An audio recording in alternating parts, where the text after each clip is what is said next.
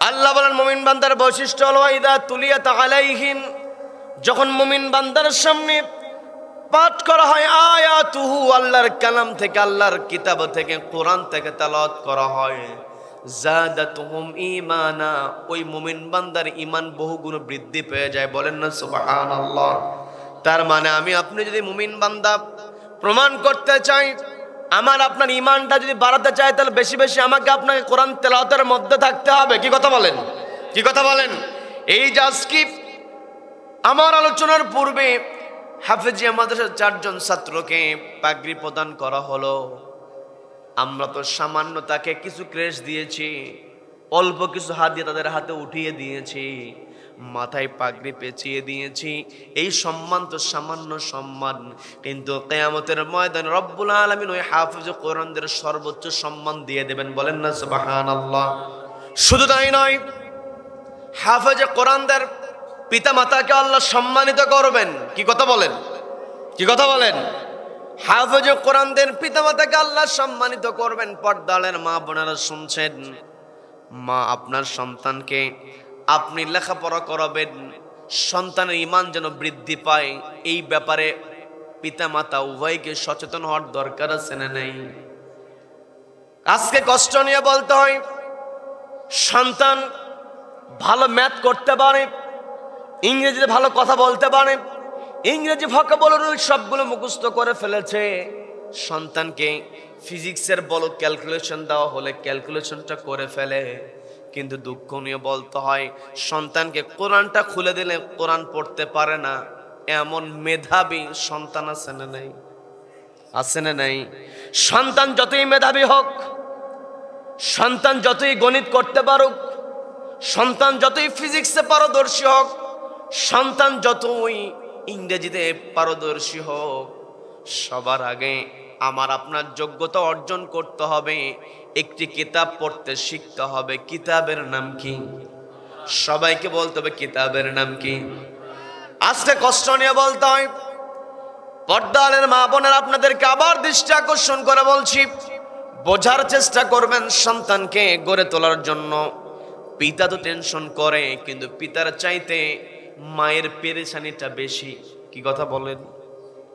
আমার কথা কি বুঝতে কষ্ট হচ্ছে আপনাদের? মায়ের যেমন পেরেশানি থাকে, মা আপনি সন্তানকে নিয়ে পেরেশান, সন্তানকে কোথায় ভর্তি করাবে? আউযু বিল্লাহি মিনাশ শাইতানির রাজীম। বিসমিল্লাহির রাহমানির রাহিম।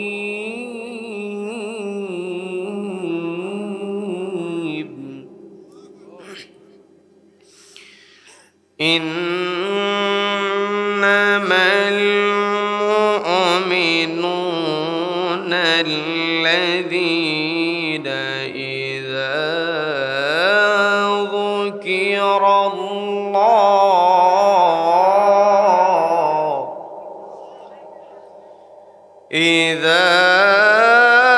ذكر الله وجلت قلوبهم وإذا تليت عليهم آياته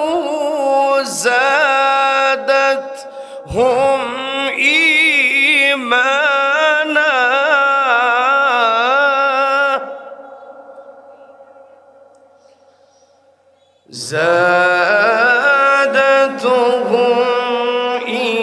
إيمانا وعلى ربهم يتوكلون.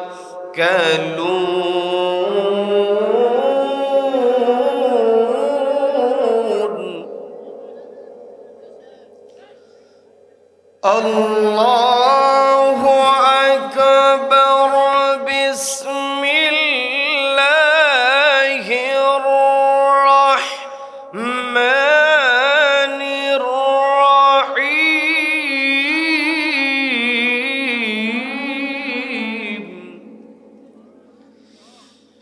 ইন্নাল্লাহা ওয়া মালাইকাতাহু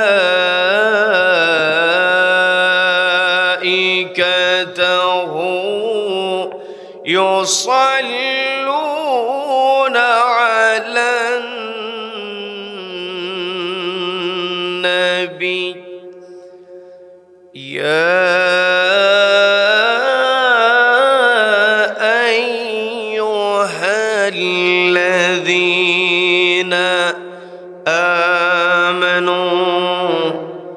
صلوا عليه وسلموا تسليما اللهم صل على محمد وعلى آل محمد كما صليت على إبراهيم وعلى آل إبراهيم إنك حميد مجيد সবাই পড়ুন اللهم بارك على محمد وعلى آل محمد كما باركت على إبراهيم وعلى آل إبراهيم إنك حميد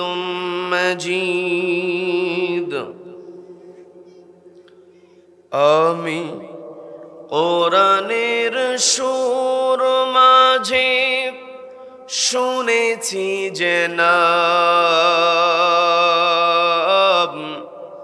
আজানের সুর মাঝেও শুনেছি ও নাম আমি কোরআনের সুর মাঝে শুনেছি যে নাম আজানের সুর মাঝেও শুনেছি ও নাম শুনেছি আমি আমার হৃদয় হে রাসূল নবীজি তোমায় হে রাসূল ভুলিনি তোমায় আমরা কি রাসূলকে ভুলেছি রাসূলকে ভোলা যাবে বাংলাদেশের অন্যতম প্রসিদ্ধ জেলা মহানগরীয় জেলা রাজশাহী জেলার তানোর উপজেলার মাদারীপুর তাকওয়া হাফিজিয়া মাদ্রাসা এর উদ্যোগে আয়োজিত দিনব্যাপী চতুর্থ বার্ষিকী তাফসীরুল কোরআন মাহফিলের আজকের এই রহমতপূর্ণ বরকতপূর্ণ দ্বীনি মাজলিসের সম্মানিত সুযোগ্য অনারেবল প্রেসিডেন্ট সভাপতিত্ব করছেন অত্র প্রতিষ্ঠানের সম্মানিত প্রতিষ্ঠাতা শ্রদ্ধাভাজন আলহাজ মোহাম্মদ ইসরাইল হোসেন সাহেব রয়েছেন সহ সভাপতি মণ্ডলীর সদস্যবৃন্দ বিশেষ করে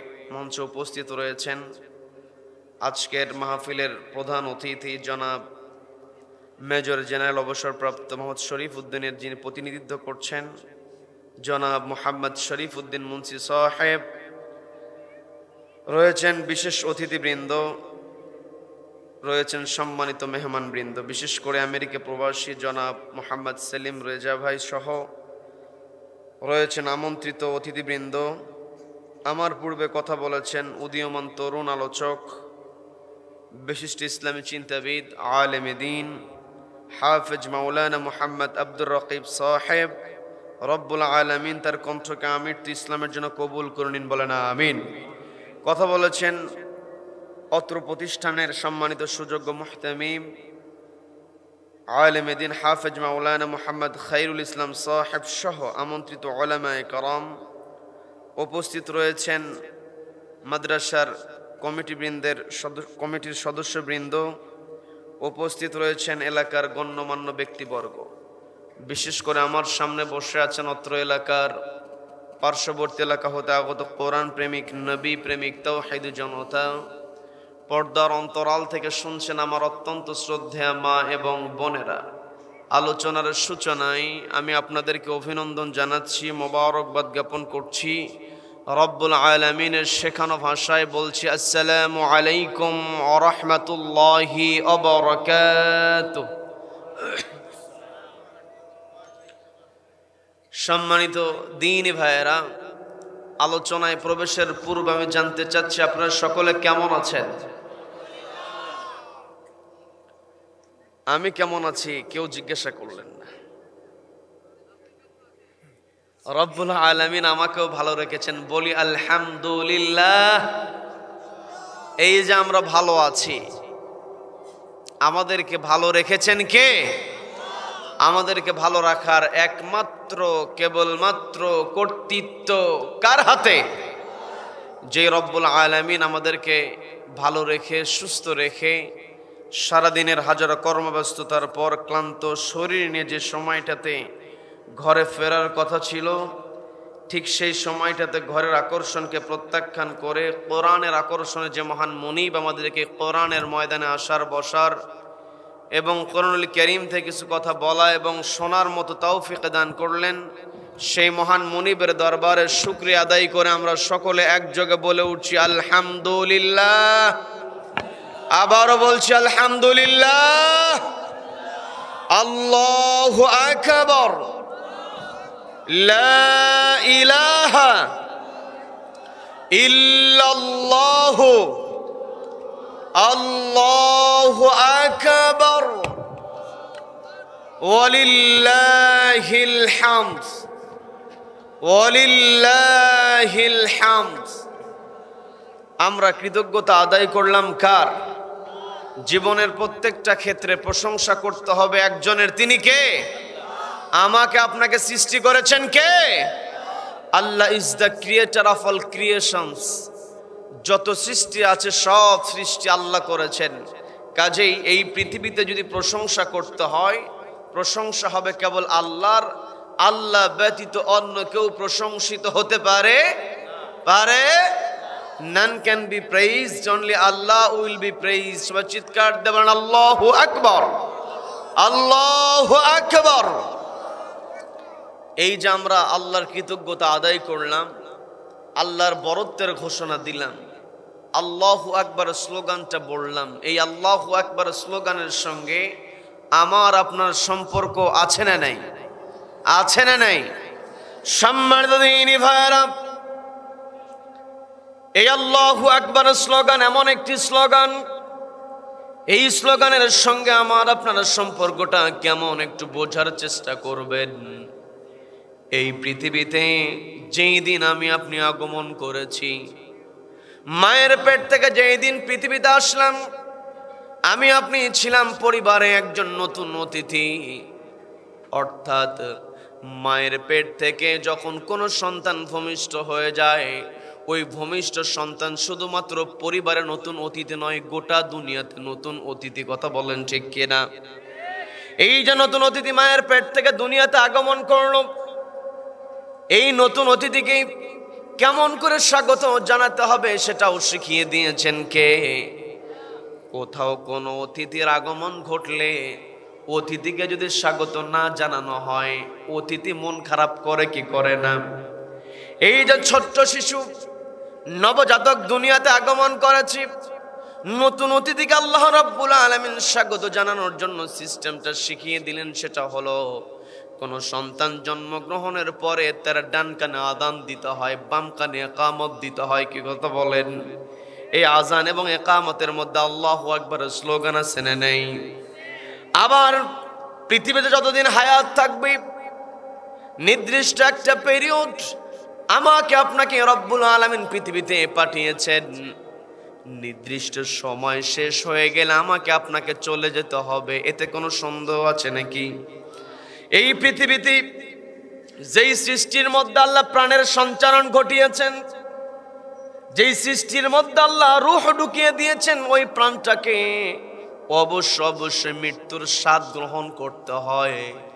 আমি আপনি পৃথিবীতে যেই কয়দিন বেঁচে থাকি, আমার আপনার মরণ যখন হয়ে যায়, এই পৃথিবীতে মাটির উপরে আমাকে আপনাকে আর কেউ রাখতে চাইবে না। কথা বলেন ঠিক কিনা?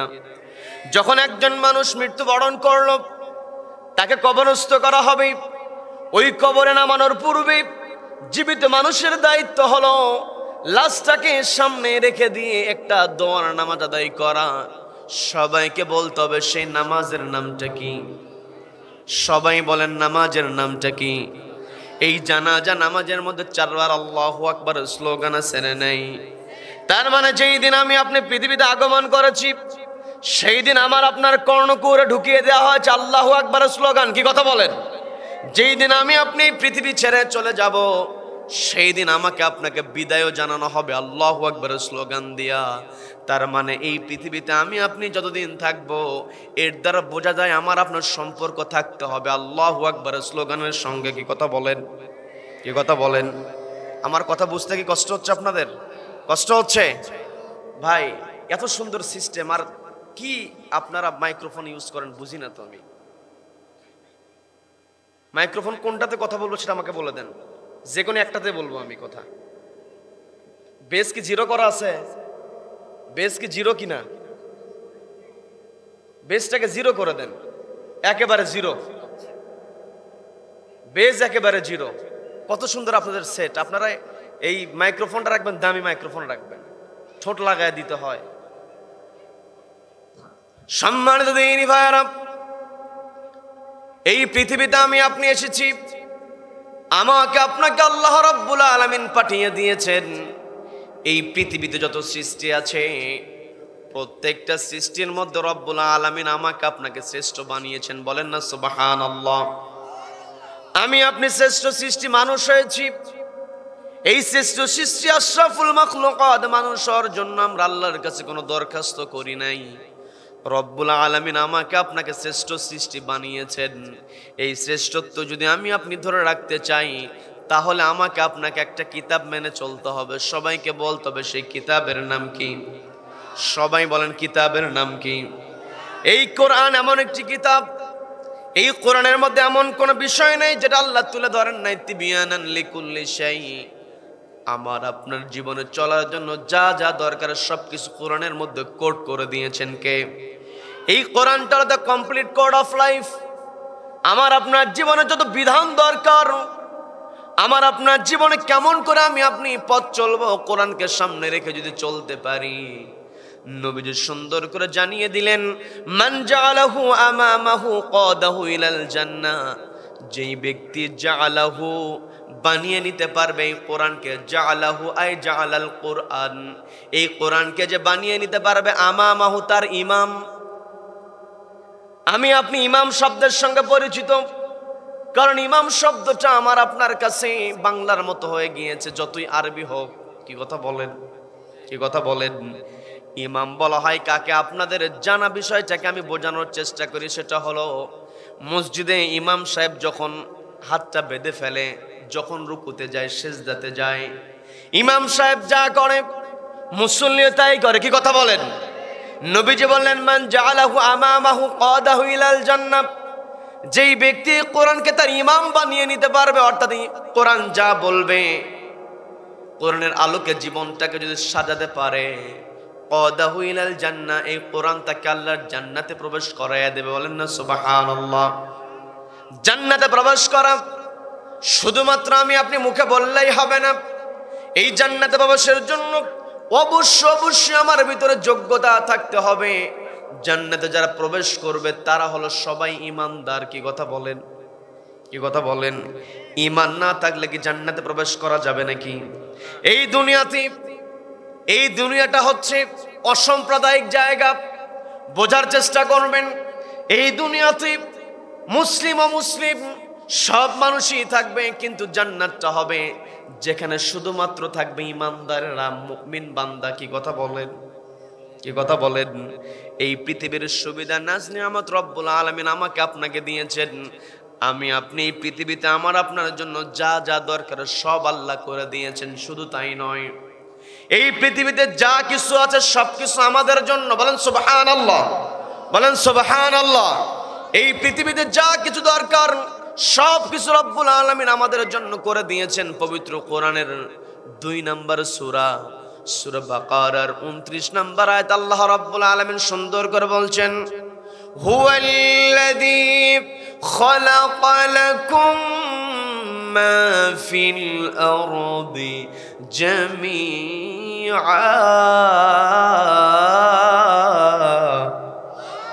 আল্লাহ বলছেন হুয়াল্লাযী, তিনি হলেন সেই মহান সত্তা, খালাকা লাকুম, যিনি তৈরি করেছেন তোমাদের জন্য, মা ফিল আরদ, জমিনে যা আছে, জামিআ, তার সব কিছু।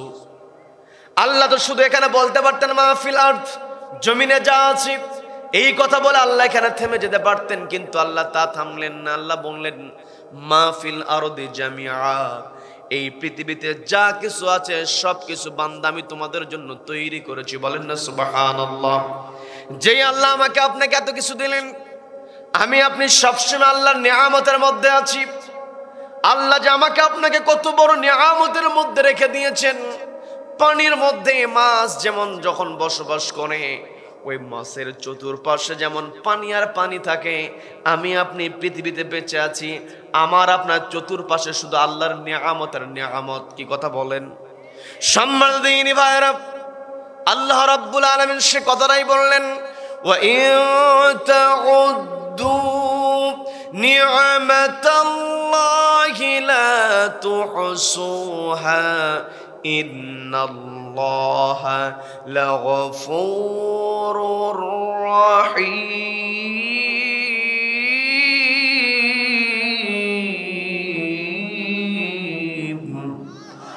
আল্লাহ বললেন, ও আমার বান্দারা, ওয়া ইন তাউদ্দু নি'মাতাল্লাহ, তোমরা যদি আমার নিয়ামতের গণনা শুরু করে দাও, লা তুহসুহা, তোমরা কখনো হিসাব মেলাতে পারবে না।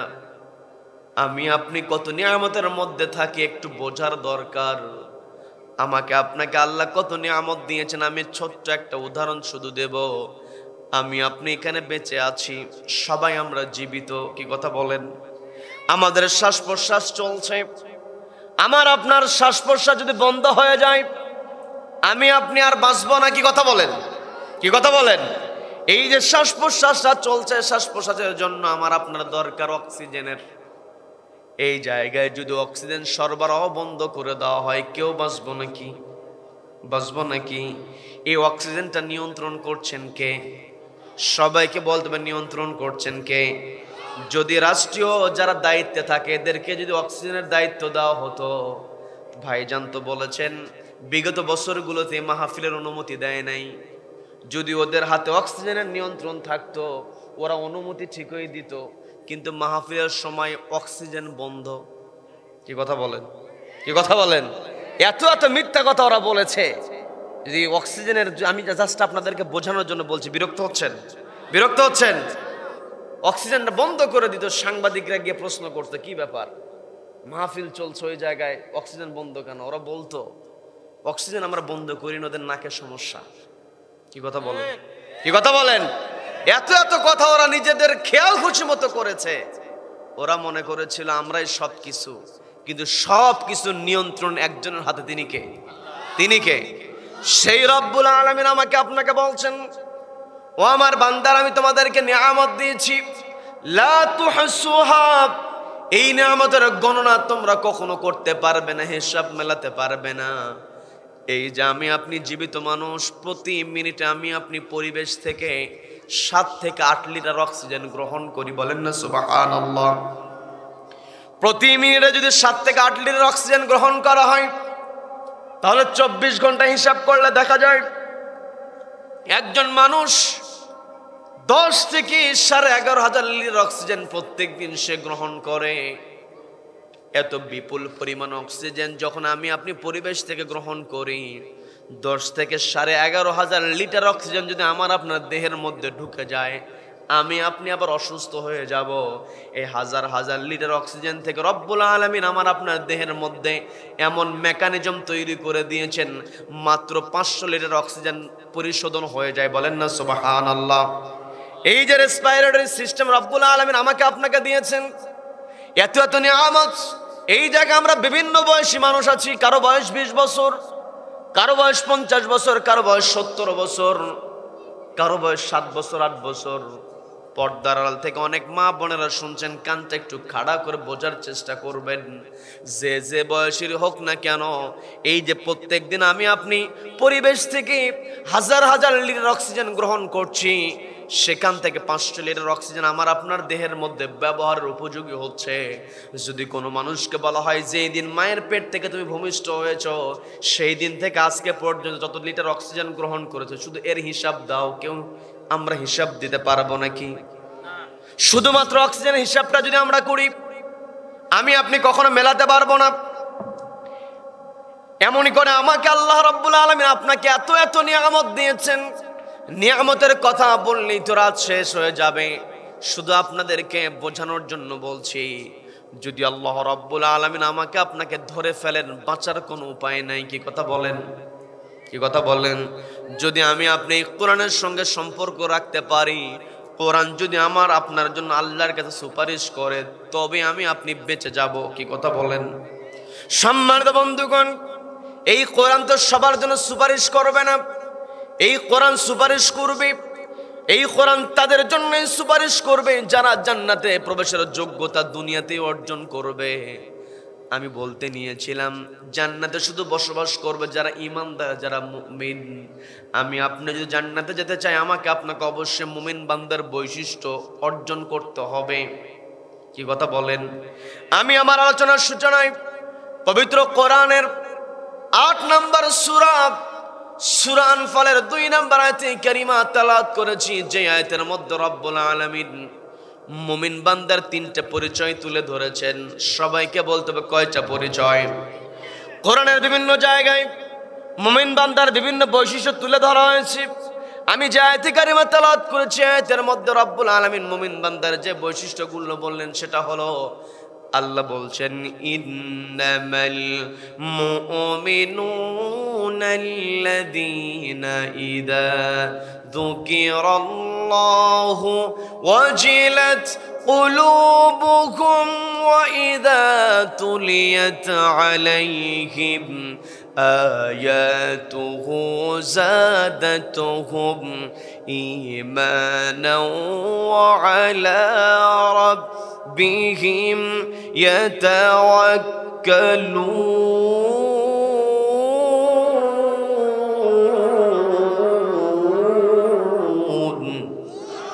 আল্লাহ বলছেন, ইন্নামাল মুমিনুন, তারাই হলো মুমিন, যা যুকিরাল্লাহ, যাদের সামনে আমি আল্লাহ আমার নাম উচ্চারিত হয়, ওয়াজিলাত কুলুবুহুম, অন্তরটা আমার ভয়ে কেঁপে ওঠে। তার মানে মুমিন বান্দার 1 নাম্বার বৈশিষ্ট্য হলো, মুমিন বান্দার অন্তরে থাকবে একজনের ভয়। তিনি কে? আল্লাহর ভয় মুমিন বান্দার অন্তরে থাকতে হবে। আমি আপনি পৃথিবীতে এসেছি, শয়তান আমার আপনার বিরুদ্ধে ষড়যন্ত্র করেছে, আমার আপনার বিরুদ্ধে চ্যালেঞ্জ নিয়েছে। শয়তানের চিন্তা হলো কেমন করে আমাকে আপনাকে পথভ্রষ্ট করবে। সারাক্ষণ শয়তানের প্রচেষ্টা আছে না নাই? সবাইকে বলবো, শয়তানের ধোঁকা আছে না নাই? সম্মানিত বন্ধুগণ, শয়তানের ধোঁকায় পরে আমার আপনার অন্যায় হয়ে যেতে পারে, আমি আপনি ভুল করতে পারি। কিন্তু যখনই আমি আপনি ভুলটা বুঝতে পারবো, তখনই আমার আপনার অন্তরে আল্লাহর ভয়টা চলে আসবে, তখনই আমি আপনি ফিরে আসতে পারবো, অর্থাৎ নিজেকে শুধরায় নিতে পারবো, যার নাম হচ্ছে তাওবা। কি কথা বলেন? কি কথা বলেন? মুমিন বান্দা সবসময় আল্লাহর কাছে ফিরে আসবে। মুমিন বান্দার সবসময় লক্ষ্য হবে আল্লাহর সন্তুষ্টি অর্জন। আল্লাহ বেজার হোক, মুমিন বান্দা তো কখনো এই কাজ করবে না, কারণ মুমিন বান্দার অন্তরে রয়েছে কার ভয়? আল্লাহর ভয় থাকতে হবে। 2 নাম্বার, আল্লাহ রাব্বুল আলামিন বলছেন, وَإِذَا تُلِيَتْ عَلَيْهِمْ آيَاتُهُ زَادَتْهُمْ إِيمَانًا।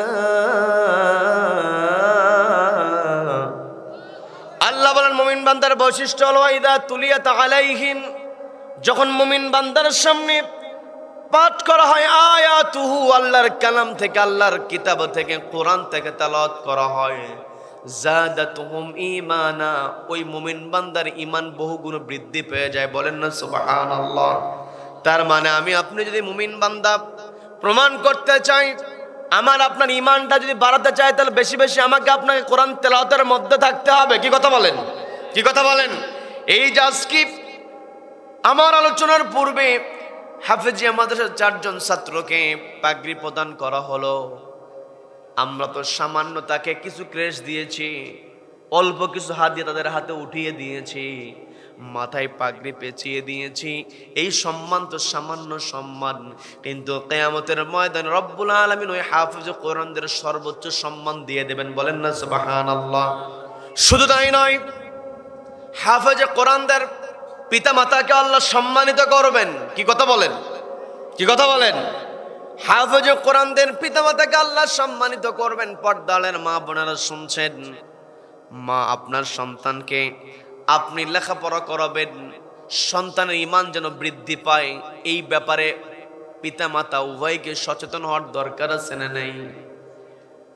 আজকে কষ্ট নিয়ে বলতে হয়, সন্তান ভালো ম্যাথ করতে পারে, ইংরেজিতে ভালো কথা বলতে পারে, ইংরেজি ভোকাবুলারি সবগুলো মুখস্থ করে ফেলেছে। সন্তানকে ফিজিক্সের বড় ক্যালকুলেশন দেওয়া হলে ক্যালকুলেশনটা করে ফেলে, কিন্তু দুঃখ নিয়ে বলতে হয়, সন্তানকে কোরআনটা খুলে দিলে কোরআন পড়তে পারে না। এমন মেধাবী সন্তান আছে না নাই? আছে না নাই? সন্তান যতই মেধাবী হোক, সন্তান যতই গণিত করতে পারুক, সন্তান যতই ফিজিক্সে পারদর্শী হোক, সন্তান যতই ইংরেজিতে পারদর্শী হোক, সবার আগে আমার আপনার যোগ্যতা অর্জন করতে হবে, একটি কিতাব পড়তে শিখতে হবে। কিতাবের নাম কি? সবাইকে বলতে হবে কিতাবের নাম কি? আজকে কষ্ট নিয়ে বলতে হয়, পর্দালের মা বোনের আপনাদেরকে আবার দৃষ্টি আকর্ষণ করে বলছি, বোঝার চেষ্টা করবেন সন্তানকে গড়ে তোলার জন্য। পিতা তো টেনশন করে, কিন্তু পিতার চাইতে মায়ের পেরেশানিটা বেশি। কি কথা বলেন? আমার কথা কি বুঝতে কষ্ট হচ্ছে আপনাদের? মায়ের যেমন পেরেশানি থাকে, মা আপনি সন্তানকে নিয়ে পেরেশান, সন্তানকে কোথায় ভর্তি করাবে? পেটের মধ্যে সন্তান যখন চলে আসে, সন্তান তখন দুনিয়াতে আসেই নাই, সন্তানের মা বাবা তখনই পরিকল্পনা করে, সন্তান যদি মেয়ে হয় তাকে এমন করে গড়ে তুলতে হবে, অমুক প্রতিষ্ঠানে পড়াবে, এমন করে পড়াবো। সন্তান যদি ছেলে হয়, সন্তান পেটের মধ্যে থাকতেই এরপরে কি কি করবে পরিকল্পনা আগেই নেওয়া হয়। কি কথা বলেন? এই পরিকল্পনার এমন পরিকল্পনা নিতে হবে, আপনার সন্তানকে আপনি ডাক্তার বানাবেন, ইঞ্জিনিয়ার বানাবেন, আপনার সন্তান মেজর জেনারেল হবে, আপনার সন্তান সচিবালয়ের সচিব হবে, আপনার সন্তান ইঞ্জিনিয়ার হবে, আপনার সন্তান এসি আমার সন্তান ডিসি হবে, এসপি হবে, ওসি হবে। কি কথা বলেন? কি কথা বলেন? সব জায়গাতেই সন্তানকে পাঠাতে হবে, কিন্তু সবার আগে সন্তানের অন্তরের মধ্যে ঢুকিয়ে দিতে হবে আল্লাহর ভয়। যেই সন্তানের ভিতরে আল্লাহর ভয় আমি আপনি ঢুকিয়ে দিতে পারবো, ওই সন্তান যখন ডাক্তার হবে সে শুধুই ডাক্তার হবে, ডাক্তারের নামে সে কখনো কসাই হবে না। কথা বলেন ঠিক কিনা? এই পৃথিবীতে আমার আপনার সফলতার পূর্ব শর্ত হলো অন্তরে কতটুকু আল্লাহর ভয় আছে। কি কথা বলেন? এই পৃথিবীতে আমি আপনি যত বড় পরিচয় অধিকারী আমি আপনি হই না কেন, আমার আপনার পরিচয় প্রধানমন্ত্রী হতে পারে, আমার আপনার পরিচয় আমি আপনি রাষ্ট্রপতি হতে পারে, আমি আপনি এমপি মন্ত্রী হতে পারি, কিন্তু আমার আপনার সবচাইতে বড় পরিচয় হলো কতটুকু আমি আপনি আল্লাহর গোলাম হতে পেরেছি, আল্লাহর বান্দা হতে পেরেছি। কি কথা বলেন? আমার আপনার নবী বিশ্বনবী জনাব মুহাম্মদুর রাসূলুল্লাহ সাল্লাল্লাহু আলাইহি ওয়াসাল্লাম, যার চরিত্রের সার্টিফিকেট আল্লাহ নিজেই দিয়ে বলছেন, ওগো নবী ইন্নাকা লা আলা খুলুকিন আযীম, আপনি হলেন মহান চরিত্রের উপর অধিষ্ঠিত। নবীজি হলেন সবচাইতে শ্রেষ্ঠ সৃষ্টি, আল্লাহর পরে যার মর্যাদা, সেই নবীজির পরিচয়টা আমি আপনি যখন শাহাদাত পাঠ করি, ওয়া আশহাদু আন্না মুহাম্মাদান আবদুহু ওয়া রাসূলুহু, এই জায়গায় বোঝার একটা বিষয় আছে, একটু মনোযোগ দিয়ে বোঝার চেষ্টা করবেন। আল্লাহ যদি সেট করতে পারতেন, এমন করে বলতে পারতেন, ওয়া আন্না মুহাম্মাদান আবদুহু ওয়া রাসূলুহু, না বলে মুহাম্মাদার রাসূলুহু ওয়া আবদুহু।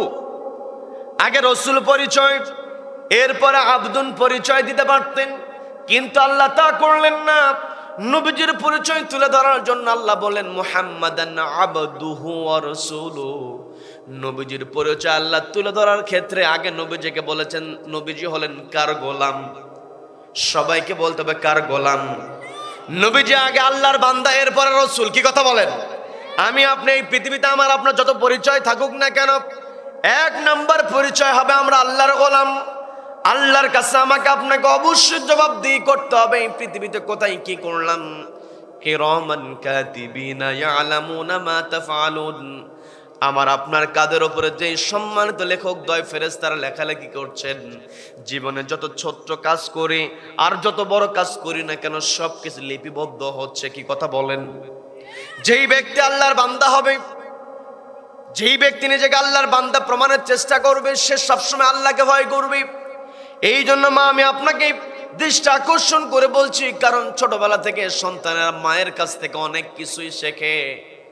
মা আপনাকে বলছি, আপনার সন্তানকে আপনি যতই শিক্ষা দেন না কেন, এক নম্বরে শিক্ষা দিতে হবে একটি কিতাব থেকে। সেই কিতাবের নাম কি? কোরআন থেকে শিক্ষা দিতে হবে। সন্তানের অন্তরে যখন কোরআনের শিক্ষা থাকবে, সন্তানের অন্তরে যখন আল্লাহর ভয় থাকবে, ওই সন্তান ইঞ্জিনিয়ার হবে, কিন্তু রডের বদলে বাঁশ দেবে না। কি কথা বলেন? আমার দেশে বিল্ডিং এর কাজ করে, ব্রিজের কাজ করে, রডের বদলে বাঁশ দিয়ে দেয়। আছে না নাই? আছে না নাই? কিন্তু যেই ইঞ্জিনিয়ারের অন্তরে আল্লাহর ভয় আছে, সেই ইঞ্জিনিয়ার কখনো রডের বদলে বাঁশ দিতে পারবে? পারবে? আবার যখন অন্যায়গুলো সমাজের মধ্যে চলতেই থাকবে, সেই অন্যায়গুলো বন্ধ করার দরকার আছে না নাই? আছে না নাই? এই অন্যায় বন্ধের দায়িত্ব আমাকে আপনাকে দিয়েছেন কে? সম্মানিত দ্বীনি ভাইরা, সেই কথাটাই রব্বুল আলামিন বলছেন, কুনতুম খায়রা উম্মাতিন উখরিজাত লিন-নাসি তা'মুরুনা বিল মা'রুফি ওয়া তানহাউনা আনিল মুনকারি ওয়া তু'মিনুনা বিল্লাহ।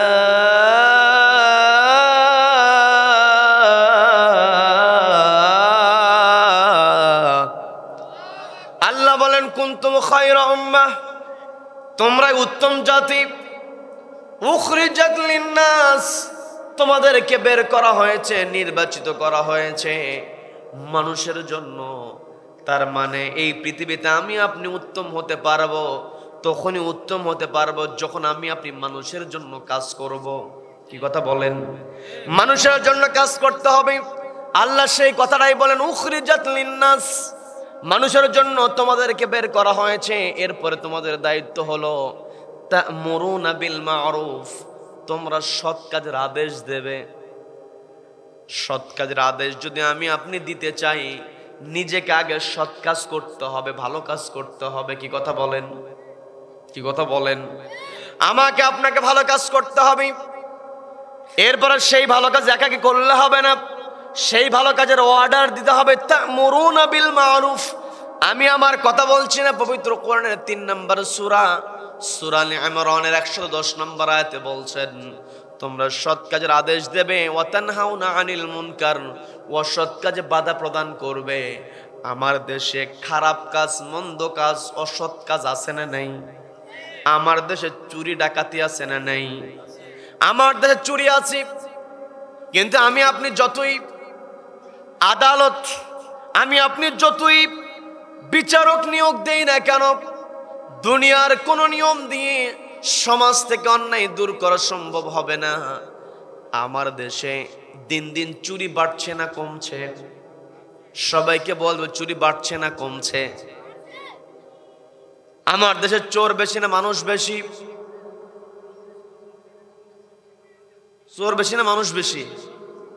মানুষই বেশি, চোর কম। কিন্তু চোরকে সহ্য করার মানুষ, চোরের বিরুদ্ধে কথা বলার মানুষ কম। কি কথা বলেন?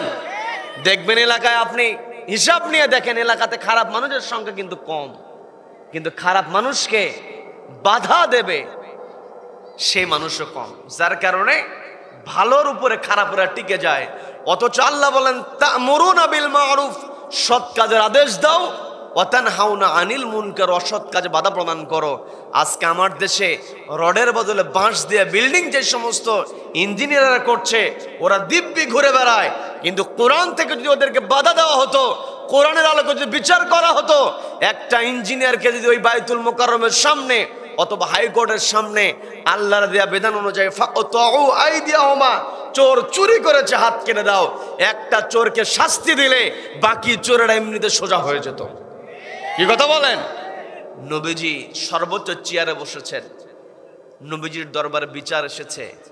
বনু মাখজুম গোত্রে ফাতেমা নামক একজন মেয়ে অপরাধ করেছে, চুরি করেছে, প্রমাণিত হয়েছে। নবীজি অর্ডার দিয়ে দিলাম হাত কেটে দাও। নবীজির নাতি ওসামা ইবনে যায়েদ রাদিয়াল্লাহু তাআলা তার কাছে গিয়ে সাহাবায়ে কেরাম অনুরোধ করলেন, সম্ভ্রান্ত পরিবারের মেয়ে চুরি করেছে, হাত যদি কেটে দেওয়া হয় তাহলে মান থাকে না। চুরি যখন করে তখন মানের চিন্তা হয় না, শাস্তি দিতে গেলেই মানের চিন্তা করে। নবীজিকে যখন এই কথা বলা হলো, নবীজি রেগে গেলেন। নবীজি বলছেন, বনু মাখজুম গোত্রের ফাতেমার কথা বলছো? আমার মেয়ে ফাতেমা যদি চুরি করত, আমি আমার মেয়ের হাত কেটে দিতাম। বলেন আল্লাহু আকবার। তার মানে অন্যায় বাধা প্রদান করতে হবে। অন্যায় দমাতে হলে আল্লাহর কালামের বিকল্প কোনো বিধান থাকতে পারে? যে কথা আমি বলতে নিয়েছিলাম, মুমিন বান্দার এক নাম্বার বৈশিষ্ট্য, মুমিন বান্দা ভয় করবে কাকে? আল্লাহকে ভয় করবে। দ্বিতীয় নম্বর, মুমিন বান্দা কোরআন তেলাওয়াত শোনার সঙ্গে সঙ্গে তার ঈমানটা বেড়ে যাবে। এরপরে মুমিন বান্দার যেই পরিচয়টা হবে, মুমিন বান্দা ওয়া আলা রাব্বিহিম ইয়াতাওয়াক্কালুন, তাওয়াক্কুল করবে কার উপরে? আল্লাহর উপরে তাওয়াক্কুল থাকতে হবে। এই যে মাদারীপুর তাকওয়া হাফেজিয়া মাদ্রাসা, এখানে প্রতিষ্ঠাতা শ্রদ্ধাভাজন ব্যক্তিত্ব তিনি বসে আছেন। তিনি যখন মাদ্রাসা শুরু করেছিলেন, এই মাদ্রাসা করতে গিয়ে আমি তো এলাকার মানুষ না, কিন্তু দেশের সামগ্রিক পরিস্থিতির আলোকে বলতে পারি, যখন আপনি কোথাও ভালো কিছু করতে যাবেন নানা প্রতিকূলতা আসে, প্রতিকূল পরিবেশ চলে আসে। এখানে এনে বসে আছেন, উনি বলতে পারবেন এই প্রতিষ্ঠান করতে গিয়ে হ্যাঁ তার কাছে পজিটিভ অবস্থা এসেছে, কিন্তু নেগেটিভ অবস্থাও তার কাছে এসেছে। এমন অবস্থা হয়েছে মাদ্রাসা কেমন করে কি করবে, অনেক সময় বিভিন্ন বিব্রতকর পরিস্থিতি হয়েছে, কিন্তু তিনি ভরসা করেছেন ওয়া আলা রাব্বিহিম ইয়াতাওয়াক্কালুন। কার উপরে ভরসা করেছেন? আল্লাহর উপরে ভরসা করার কারণে এই প্রতিষ্ঠানটা চলছে। এমনই করে আমি আপনি পৃথিবীতে যেখানে আল্লাহর সন্তুষ্টির জন্য কোনো কিছু করতে যাব, আমার আপনার সামনে যদি কোনো বিপদ চলে আসে, বিপদকে কখনো বিপদ মনে করা যাবে না, ভরসা রাখতে হবে কার ওপরে? এক নাম্বার আল্লাহকে ভয় করতে হবে, দ্বিতীয় নাম্বার কোরআনের সঙ্গে সম্পর্ক রাখতে হবে, তৃতীয় নাম্বার আল্লাহর উপর তাওয়াক্কুল করে ভালোভাবে চলতে হবে। এই পৃথিবীতে আমি আপনি এসেছি, আমার আপনার দায়িত্ব হলো, রব্বুল আলামিন আমাকে আপনাকে পৃথিবীতে প্রেরণ করেছেন, আমরা হলাম আশরাফুল মাখলুকাত। আমাদের ব্যাপারে পৃথিবীতে যখন আল্লাহ রব্বুল আলামিন আমাকে আপনাকে পাঠাবেন, এটার পরামর্শ করার জন্য ফেরেশতাদের সঙ্গে যখন আল্লাহ কথা বলতেছিলেন, ইন্নী জাইলুন ফিল আরদি খলিফা, ও আমার বান্দারা, ফেরেশতাদেরকে আল্লাহ লক্ষ্য করে বলছেন, আমি পৃথিবীতে আমার প্রতিনিধি প্রেরণ করতে চাই। ফেরেশতারা তখন বলেছিল, আতাজালু ফিহা মান ইউফসিদু ফিহা ওয়া ইয়াসফিকুদ দিমা, আপনি কি পৃথিবীতে এমন কাউকে প্রেরণ করবেন যারা পৃথিবীতে গিয়ে ফাসাদ করবে, রক্তপাত ঘটাবে? আল্লাহ জবাব দিয়ে বলছেন, ইন্নী আ'লামু মা লা তা'লামুন, আমি যা জানি তোমরা তা জানো না। বলেন আল্লাহু আকবার। আল্লাহ রাব্বুল আলামিন আমাকে আপনাকে পৃথিবীতে প্রেরণ করলেন, আমি আপনি পৃথিবীতে এসেছি, আমার আপনার দায়িত্ব হলো নিজে আল্লাহর ইবাদত করব, নিজে আল্লাহর ইবাদত করব, ব্যক্তিগত জীবনে, পারিবারিক জীবনে, সামাজিক জীবনে, রাষ্ট্রীয় জীবনে, প্রত্যেকটা জায়গায় আল্লাহর ইবাদত করতে হবে। শুধু একাকী নামাজ পড়লাম, একাকী রোজা করলাম, হজ করলাম, যাকাত দিলাম, এটার নাম ইসলাম নয়। নবীজি যদি একাকী ইবাদত করতেন, একাকী ইবাদত করে যদি পার পাওয়া যেত, তাহলে নবীজিকে ওই রাতের অন্ধকারে মক্কা থেকে মদিনায় হিজরত করতে হতো না। কথা বলেন। নবীজি রাতের অন্ধকারে মক্কা থেকে মদিনায় হিজরত করেছেন একমাত্র আল্লাহর জমিন, আল্লাহর বিধান প্রতিষ্ঠা করার জন্য। কি কথা বলেন? আল্লাহর জমিনে আল্লাহর বিধান প্রতিষ্ঠা করার একটাই উদ্দেশ্য হলো সমাজের মধ্যে, রাষ্ট্রের মধ্যে ন্যায় প্রতিষ্ঠা করা। আমি আপনি যত কথাই বলি না কেন, আমি আপনি যত ভালো কথাই বলি না কেন, আমি আপনি যতই অন্যায়ের বিরুদ্ধে কথা বলি না কেন, যতক্ষণ না পর্যন্ত সমাজের মধ্যে ন্যায় বিচার প্রতিষ্ঠা আমরা করতে পারবো না, ততক্ষণ পর্যন্ত ভালো কথা বলে আমরা কিন্তু শান্তি পাবো না। কথা বলেন। সমাজের মধ্যে ন্যায় প্রতিষ্ঠা করতে হবে। আল্লাহ সেই কথাই আমাকে আপনাকে বললেন, তা'মুরুনা বিল মা'রুফ, সৎ কাজের আদেশ দাও, ওয়া তানহাউনা আনিল মুনকার, অসৎ কাজে বাধা প্রদান করো। আমি আপনি জুমার দিনে যখন নামাজ আদায় করা হয়, দেখবেন জুমার নামাজে সানি খুতবাতে ইমাম সাহেব খুবই পরিচিত একটা আয়াত তেলাওয়াত করে থাকেন। পবিত্র কোরআনের 16 নম্বর সূরা, সূরা নাহলের 90 নম্বর আয়াত। সবাইকে বলতে হবে কত নম্বর আয়াত? সবাই বলেন কত নম্বর আয়াত? এই 90 নম্বর আয়াত আল্লাহ বলছেন, ইন্নাল্লাহা ইয়া'মুরু বিল আদলি ওয়াল ইহসান। প্রত্যেক জুমার দিনে ইমাম সাহেব যখন সানি খুতবার মধ্যে আয়াতটা পড়েন, ইন্নাল্লাহা ইয়া'মুরু বিল আদলি ওয়াল ইহসান, যখনই ইমাম সাহেব এই আয়াতে কারিমা তেলাওয়াত করেন, মুসল্লিরা কিন্তু রেডি হয়ে যায় যে এখন খুতবা শেষ হয়ে যাবে, দাঁড়াতে হবে। কি কথা বলেন?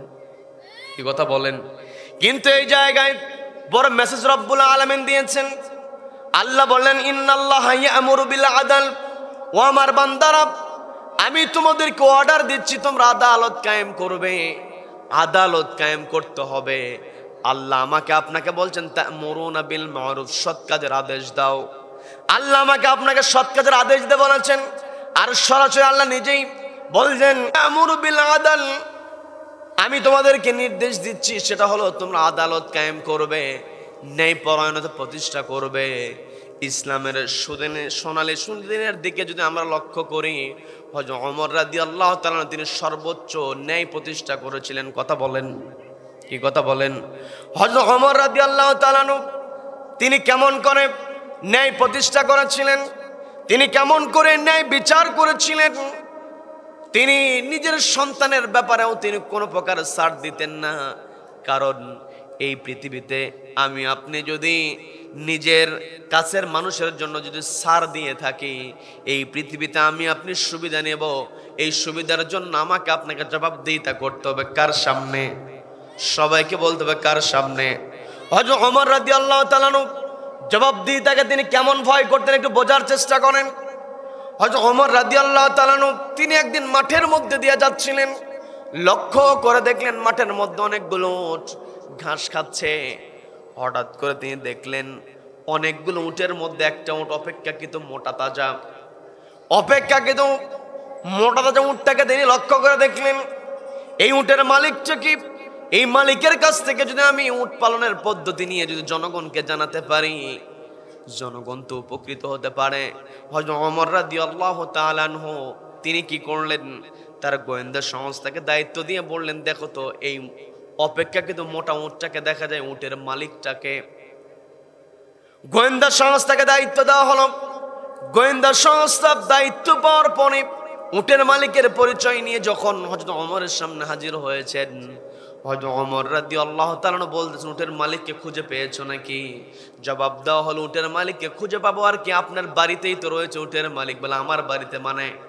আপনার ছেলেটা হলো ওই উটের মালিক। শোনার সঙ্গে সঙ্গে তিনি তার ছেলেকে ডেকে পাঠালেন। ছেলেকে ডেকে পাঠানোর পরে বলতেছেন, মাঠের মধ্যে আমি তোমার উটটাকে লক্ষ্য করলাম, তোমার উটটা অন্য উটের চাইতে অপেক্ষাকৃত মোটা দেখেছি। তুমি কেমন করে লালন পালন করো একটু তথ্য আমাকে জানায় দাও। আমি এই তথ্যটা তোমার কাছ থেকে নিয়ে আমি আমার জনগণকে দেব। কারণ দেশের মধ্যে যারা ন্যায় বিচার প্রতিষ্ঠা করবে ওরা নিজের চাইতে জনগণের চিন্তা বেশি করে। কথা বলেন ঠিক কিনা? হযরত ওমর রাদিয়াল্লাহু তাআলা ছেলেকে যখন জিজ্ঞাসা করেন, ছেলে বলছে, আমি তো তেমন কোনো অতিরিক্ত যত্ন আমি করি না। এই কথা বলার পরে পিতা তেমন সন্তুষ্ট হতে পারলেন না, কিন্তু তারপরও তো তিনি জানেন আমার ছেলে কখনো মিথ্যা বলতে পারে না। ছেলে জবাব দিয়ে বলছেন, অতিরিক্ত কোনো কেয়ার তো আমি নেই না, প্রত্যেক দিনের নাই আমার উটটাকে আমি মাঠের মধ্যে ছেড়ে দেই, প্রত্যেক দিন উট মাঠে চলে যায়, আমি সকালবেলা ছেড়ে দেই, সন্ধ্যাবেলায় ঘরে উঠাই। এই উত্তর যখন দিয়ে দিলেন হযরত ওমর রাদিয়াল্লাহু তাআলা তেমন তিনি সন্তুষ্ট হতে পারলেন না। তিনি গোয়েন্দা সংস্থাদের মধ্যে যারা আরো বেশি ডিটেকটিভ, যারা বেশি সচেতন, তাদেরকে ডাক দিয়ে বলছেন, আমার ছেলে আমাকে মিথ্যা বলে নাই, আমি এটা বিশ্বাস করি। কারণ সন্তান মিথ্যা বলে কি বলে না এটা পিতামাতা জানে কি জানে না, আমি সেই দিকে যাব না, শুধু বোঝানোর জন্য বলছি। যখন ওমর রাদিয়াল্লাহু তাআলা ছেলের কাছ থেকে সন্তোষজনক জবাব পেলেন না, সন্তোষজনক জবাব নেওয়ার পরে গোয়েন্দা সংস্থাকে দায়িত্ব দেওয়া হলো, আসলে উটটা কেমন করে মোটা তাজা হয় একটু জানাও। গোয়েন্দা সংস্থা তথ্য নিয়ে হাজির হয়ে বলছে, আমিরুল মুমিনিন, আপনার সন্তান অতিরিক্ত যত্ন করে না, ঠিক আছে, সত্য কথা বলেছি, তবে আপনার সন্তান যখন মাঠের মধ্যে উটটা ছেড়ে দেয়, যখন ঘাস খেতে যায়, তখন ওই রাখালেরা যেই জায়গাতে ভালো ভালো ঘাস আছে সেখানে আপনার সন্তানের উটটাকে সুবিধা দেয়, কারণ এই উটটা হলো খলিফার পুত্রের উট। দেখবেন আজও দুনিয়াতে এমপির সঙ্গে ভালো সম্পর্ক থাকলে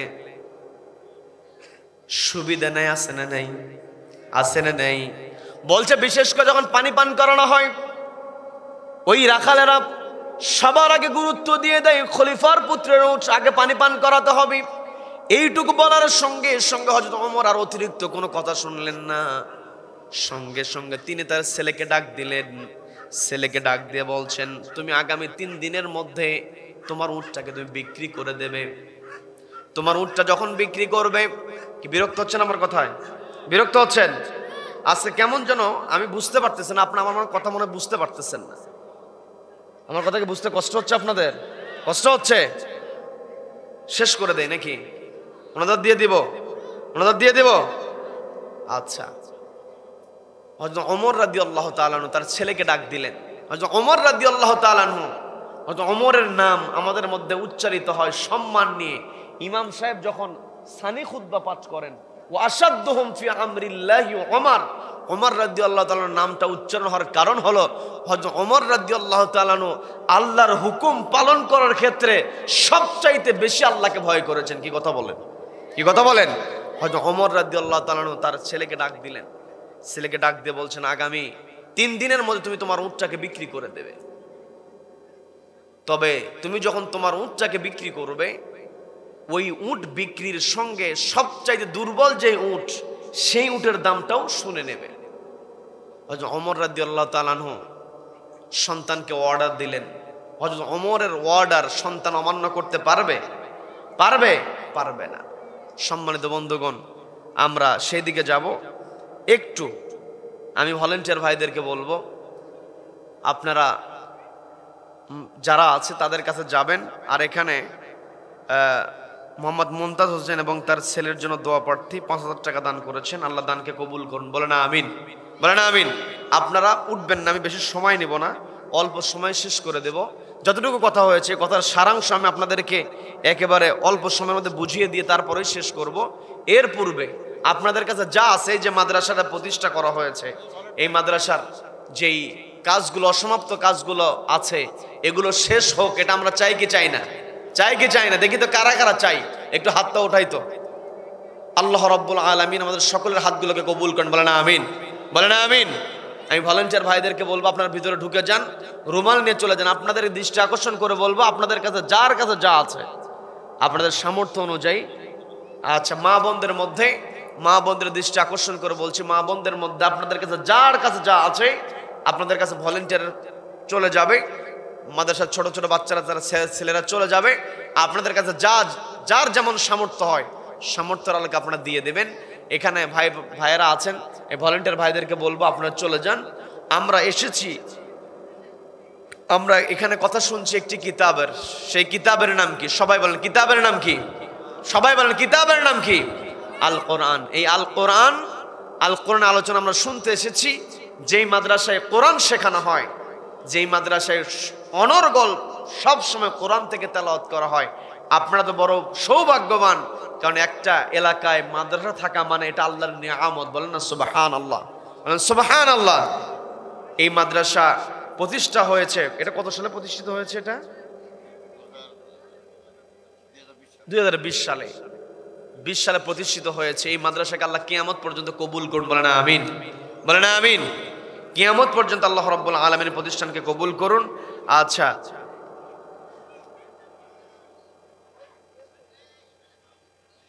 যার কাছে যা আছে আপনারা দিয়ে দেবেন। মা বোনদের দৃষ্টি আকর্ষণ করে বলছি, মা বোনেরা আপনারা আপনাদের কাছে যা আছে, ভলেন্টিয়াররা যাবে, আপনাদের সামর্থ্য অনুযায়ী আপনারা দিয়ে দেবেন। আপনার এই পৃথিবীতে যা কিছু আছে সব কিছু রেখে আমাকে আপনাকে চলে যেতে হবে। আপনি দুনিয়া ছেড়ে চলে যাব, আমাকে আপনাকে অবশ্যই আল্লাহর দরবারে দাঁড়াতে হবে। এই পৃথিবীতে আল্লাহ আমাকে আপনাকে সম্পদ দিয়েছেন, তুজাহিদুনা ফি সাবিলিল্লাহি বিআমওয়ালিকুম ওয়া আনফুসিকুম যালিকুম খায়রুল লাকুম ইন কুনতুম তা'লামুন।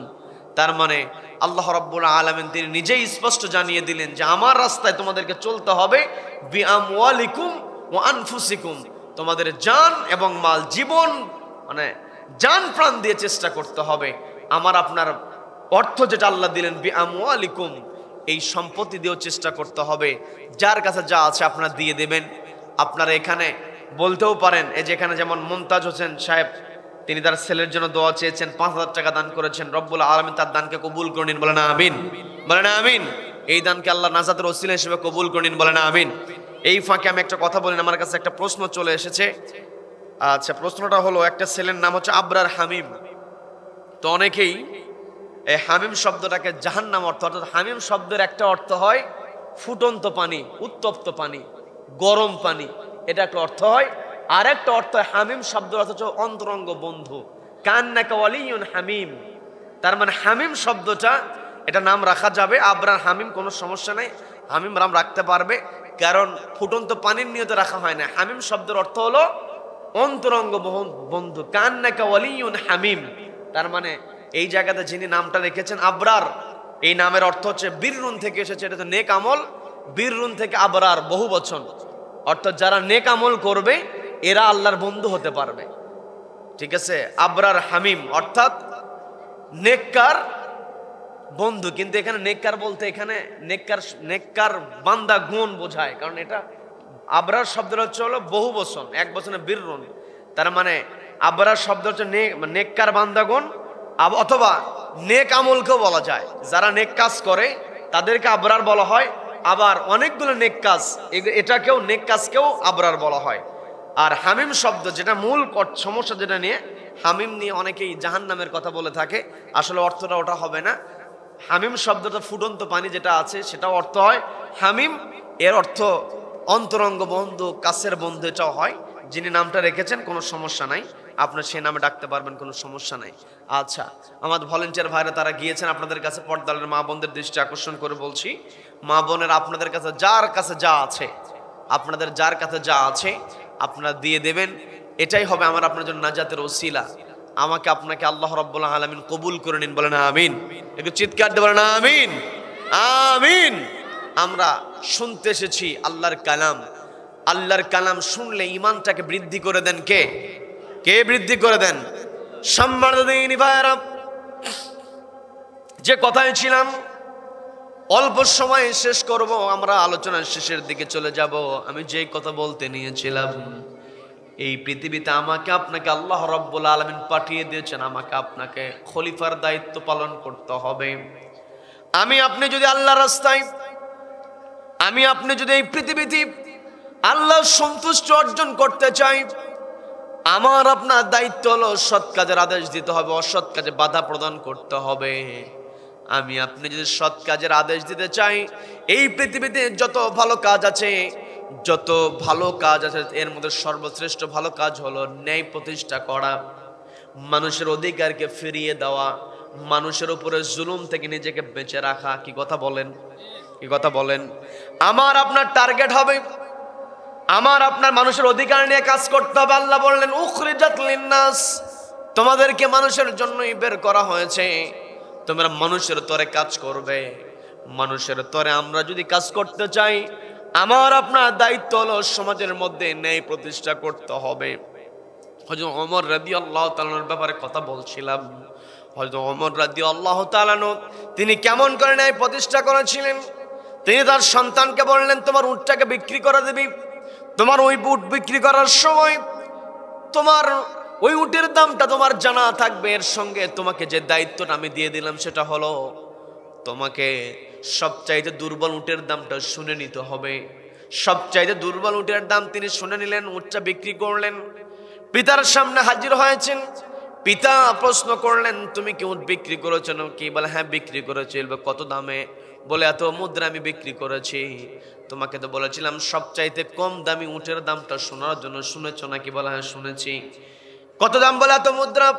তাহলে তুমি তোমার উটটাকে যেই দামে বিক্রি করেছো ওই দামের সঙ্গে সবচাইতে কম দামি উটের দামটা বিয়োগ করো। অতিরিক্ত যে অর্থটা হবে এই অর্থটা তুমি রাষ্ট্রীয় কোষাগারের মধ্যে জমা দিয়ে দেবে। বলেন না সুবহানাল্লাহ। সন্তানকে যখন এই অর্ডার দেওয়া হলো, সন্তান এতক্ষণ কোনো কথাই বলেন নাই। সর্বশেষ যখন পিতা অর্ডার দিলেন অতিরিক্ত এই মুদ্রা তুমি রাষ্ট্রীয় কোষাগারে জমা দিয়ে দেবে, এই কথা বলার সঙ্গে সঙ্গে সন্তান ভদ্রতার সঙ্গে পিতাকে জিজ্ঞাসা করলেন, এতক্ষণ আপনি আমাকে যা যা করতে বলেছেন আমি সব কিছুই করেছি, এখনো যে অর্ডার দিয়েছেন সে অর্ডার আমি মানতে রাজি আছি, কিন্তু অতিরিক্ত যে মুদ্রা আপনি আমাকে রাষ্ট্রীয় কোষাগারে জমা করার জন্য বলছেন এর কারণটা কি?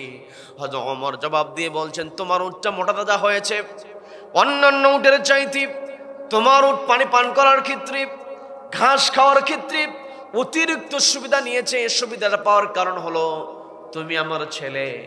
তুমি আমার ছেলে হওয়ার কারণে রাখালেরা খলিফার পুত্রের উটটাকে প্রাধান্য দিয়েছে, সুযোগ দিয়েছে বেশি। কিয়ামতের ময়দানে আল্লাহ যদি আমাকে প্রশ্ন করেন, তুই খলিফা হওয়ার কারণে তোর ছেলের উটটাকে বেশি সুবিধা দেওয়া হয়েছে, এই যে সুবিধাটা তুই গ্রহণ করেছিস এর জবাবটা দিয়ে যা। ওই দিন আমি ওমরের জবাবটা দিতে পারবো না। বলেন আল্লাহু আকবার। বলেন আল্লাহু আকবার। তার মানে আমার আপনার ভিতরে জবাবদিহিতা নিয়ে আসতে হবে। এই পৃথিবীতে কে কত বড় আল্লাহওয়ালা হয়েছে এটা বোঝা যায় যে তার মধ্যে কতটুকু জবাবদিহিতার ভয় আছে। স্যাক্রিফাইস করতে চায় না, জবাবদিহিতা দিতে হবে। আমি যেই কাজ করছি, যত ছোট কাজই করছি, মা ইয়ালফিযু মিন কওলিন ইল্লা লাদাইহি রাকীবুন আতীদ, এমন কোন কাজ নাই, এমন কোন শব্দ নাই যে শব্দ আমি আপনি উচ্চারণ করেছি যে শব্দটা লিপিবদ্ধ হয় নাই। বলেন আল্লাহু আকবার। এই চিন্তা নিয়ে যদি আমি আপনি চলতে পারি, আমার আপনার ভিতরে এমনিতে আল্লাহর ভয় চলে আসবে। কি কথা বলেন? কি কথা বলেন? আল্লাহর ভয় ছাড়া আল্লাহ তো আরো স্পষ্ট করে বললেন, ইন্না আকরামাকুম ইনদাল্লাহি আতকাকুম, তোমাদের মধ্যে তারাই আমার কাছে সম্মানিত যাদের অন্তরে আমার ভয় বেশি হবে। আতকাকুম, তাকওয়াবান যারা যত বেশি হবে আমার কাছে, আকরামাকুম সম্মানিত তত বেশি হবে। কাজে এই পৃথিবীতে আমার আপনার সম্মান, এই সম্মান, টাকা পয়সা, প্রভাব প্রতিপত্তি, এগুলো আমরা কোনো কিছু নিয়েই কবরে যেতে পারবো না। কবরে আমি আপনি যেতে পারবো, সম্মানিত হতে পারবো, কবরে আমার আপনার সম্মান নির্ভর করছে কার ভয়ের উপরে? সবাইকে বলতে হবে কার ভয়ের উপরে? আমার আপনার অন্তর যদি আল্লাহর ভয় থাকে, আমি আপনি দুনিয়াতেও সম্মানিত হব, আখিরাতেও সম্মানিত হব। কারণ দেখবেন দুনিয়াতে যারা আল্লাহকে ভয় করে, দুনিয়ার কাউকে তারা পরোয়া করে না। কি কথা বলেন? কি কথা বলেন? দেখবেন অনেক সময় গ্রামের খেটে খাওয়া মানুষ, দিন মজুর মানুষ, রিক্সা চলায়, ভ্যান চলায়, স্টেট কার্ড কথা বলে, কাউকে ভয় করে না। দেখবেন অনেক মানুষ আছে যারা দুষ্ট প্রকৃতির মানুষ, ওই কিছু কিছু গরিব মানুষের সামনে কথা বলতে গিয়ে মেপে কথা বলে। এমন ঘটনা আছে না নাই? বলে যে ওর সামনে সব কথা বলা যাবে না, ও যে কি বলে বসে। সে মানুষ গরিব মানুষ, কিন্তু স্টেট কার্ড কথা বলে। স্টেট কার্ড কথা তারাই বলতে পারে যারা ভয় করে কাকে? ভয় করে কাকে? তার মানে আমার আপনার এই পৃথিবীতে আমি আপনি যেটাই করি না কেন, প্রত্যেকটা কাজে আল্লাহকে ভয় করতে হবে। আমি যেখানেই থাকবো সেখানে আমার আপনার টার্গেট হবে আল্লাহকে ভয় করতে হবে। আর আমার দ্বিতীয় নাম্বার, আমার আপনার যে টার্গেটটা হবে, আমার আপনার ঈমানটাকে বাড়ানোর চেষ্টা করতে হবে। ঈমান যদি আমি আপনি বাড়াতে চাই, আল্লাহ তো স্পষ্ট জানিয়ে দিল, ওয়াইদা তুলিয়াত আলাইহিম আয়াতুহু যাদাতুহুম ঈমানা। ঈমানদার বান্দার ইমান তখনই বৃদ্ধি পায় যখন সে কোরআন তেলাওয়াত শোনে। বলেন না সুবহানাল্লাহ। পর্দালের মা বোনদের দৃষ্টি আকর্ষণ করে বলছি, পরিবারটাকে এমন করে সাজাতে হবে যেই পরিবারে কোরআন তেলাওয়াত হয় ওই পরিবারের সদস্যদের ইমান বাড়তে থাকে। কি কথা বলেন? মা আপনাকে দৃষ্টি আকর্ষণ করে কিছু কথা বলে আমি শেষ করবো। একেবারে শেষ সময়ে পরিবারে মাকে দেখে সন্তানেরা শেখে। মা যদি নামাজি হয় সন্তানও নামাজি হয়। কি কথা বলেন? মা যদি কোরআন তেলাওয়াত করে সন্তানও কোরআন তেলাওয়াত করে। আমরা অনেক সময় আমাদের চোখের সামনে আমার আপনাদের নজরে এমন ঘটনা পড়েছে, সেটা হলো বাচ্চা ছেলে 2.5 বছর 3 বছর বয়স প্রত্যেক দিন মাকে দেখে মা জায়নামাজ বিছায়া নামাজ আদায় করে, প্রত্যেক দিন লক্ষ্য করে।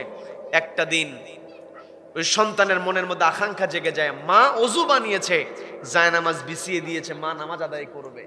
প্রত্যেক দিন নামাজের মধ্যে কোনটা রুকু কোনটা সিজদা ছোট্ট বাচ্চা বোঝে না, কিন্তু প্রত্যেক দিন মাকে সিজদা করা দেখতে গিয়া ওই সন্তানের মনের মধ্যে সিজদার একটা আকাঙ্ক্ষা জেগে যায়। মা ওযু বানিয়ে জায়নামাজ বিছিয়ে দিয়েছে, মা নামাজ পড়বে, মাকে সুযোগ না দিয়া তৈরি ঘড়ি করে 2.5 বছরের 3 বছরের বাচ্চা জায়নামাজের উপরে গিয়ে সিজদা দেওয়া শুরু করে। দৃশ্য আছে না নাই? আছে না নাই? তার মানে মা আপনাকে আমি দৃষ্টি আকর্ষণ করে বলছি, আপনি যদি নামাজি না হন তাহলে আপনার সন্তান কেমন করে আপনাকে দেখে জায়নামাজে গিয়ে নামাজ আদায় করবে? আপনি যদি কোরআন তেলাওয়াত না করেন আপনার সন্তান কেমন করে কোরআন তেলাওয়াত শিখবে? আপনি যদি আল্লাহকে ভয় না করেন আপনার সন্তান কেমনে আল্লাহকে ভয় করবে? কি কথা বলেন? কি কথা বলেন? আমার আপনার সন্তানকে গড়ে তুলতে হবে, আমাকে আপনাকে সচেতন হতে হবে, আমার আপনার পরিবার থেকে সংস্কার শুরু করতে হবে, আমার আপনার পরিবার থেকে সচেতনতা বৃদ্ধি করতে হবে। রব্বুল আলামিন আমাদের সকলকে কবুল করুন। বলে না আমিন? বলে না আমিন? এই মাহফিল, যে মাহফিলটাকে রব্বুল আলামিন আমাদের বাস্তবায়ন করার তৌফিক দান করেছেন, যেই মাদ্রাসাকে ওসিলা করে এই মাহফিল আয়োজন করা হয়েছে, এই মাদারীপুর তাকওয়া হাফেজিয়া মাদ্রাসাকে আল্লাহ কিয়ামত পর্যন্ত কবুল করুন। বলে না আমিন? বলে না আমিন? এই মাদ্রাসার শুরু থেকে নিয়ে আজকে পর্যন্ত যারাই এই মাদ্রাসার পিছনে আঞ্জাম দিয়েছেন রব্বুল আলামিন তাদের এই প্রচেষ্টাকে আঞ্জামকে নাজাতের ওসিলা হিসেবে কবুল করেন। বলে না আমিন? আমরা আজকে আলোচনা শুনলাম পবিত্র কোরআনের 8 নম্বর সূরা আনফালের 3 নম্বর আয়াত, আনফালের 2 নম্বর আয়াত। 2 নম্বর আয়াত আল্লাহ রাব্বুল আলামিন 3টা বৈশিষ্ট্যের কথা বলেছেন। মুমিন বান্দা 1 নম্বরে ভয় করবে কাকে? সবাইকে বলতে হবে ভয় করতে হবে কাকে? 2 নম্বর, মুমিন বান্দা যদি ঈমানটাকে বাড়াতে চায় কোরআনের সঙ্গে সম্পর্ক রাখতে হবে, কোরআন তেলাওয়াত করতে হবে। 3 নম্বর, মুমিন বান্দা তার ঈমানটাকে তখনই ধরে রাখতে পারবে ওয়া আলা রাব্বিহিম ইয়াতাওয়াক্কালুন,